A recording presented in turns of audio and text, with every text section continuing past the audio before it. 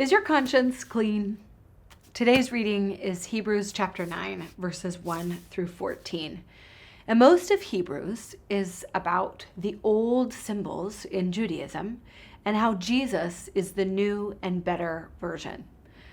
Today's reading is about Jesus as the ultimate sacrifice for sin, the ultimate way to clear our conscience. If you haven't read these 14 verses, do so already. But what the author is highlighting is the old temple's way of cleansing sin. Now, some basic definitions. What is sin? Sin is all the ways humans miss the mark, all the ways that humans mess up and miss the target, the ways that we do this on purpose and the ways that we do this on accident. Now, in our family with our kids, we have a saying that goes like this. What do we do when we mess up? We make it right. You know instinctively that when somebody messes up, whether it's you or someone who messes up against you, there is a debt. There is something that needs to be repaid or made right.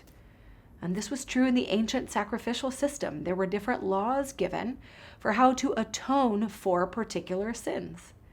The author is explaining kind of 10,000-foot picture of what the priests would do. The priests would offer blood sacrifices for the sins of the people in the Holy of Holies. And now he's saying that was the first covenant. That was a shadow of what happens in Jesus, who enters the Holy of Holies by way of not just the blood of goats and cows and livestock, but his own blood, that he is the sacrifice for our sin. He is the way that we are made right when we mess up. Listen to chapter 9, verse 14.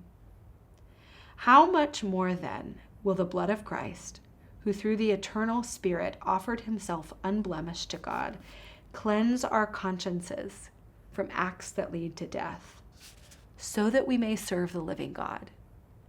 You know, if there was this whole ancient temple system built on the sacrifices of animals, how much more valuable is the sacrifice of Jesus' own life for us?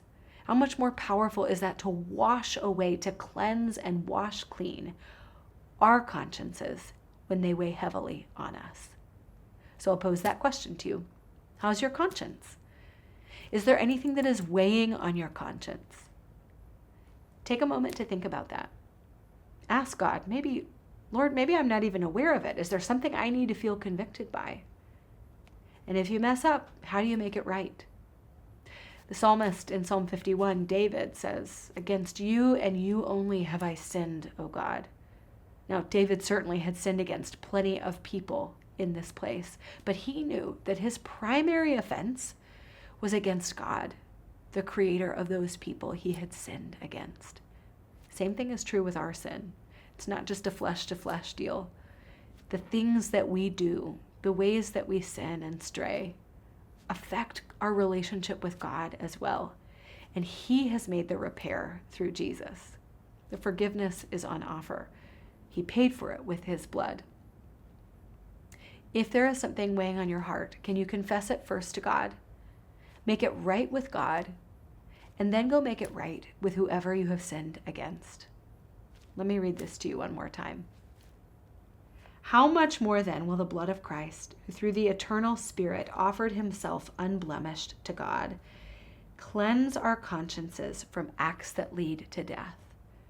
Like he did it. He's cleansing our consciences. You can let that get off your chest, get that guilt out of the way, because Jesus is forgiving you so that we may serve the living God.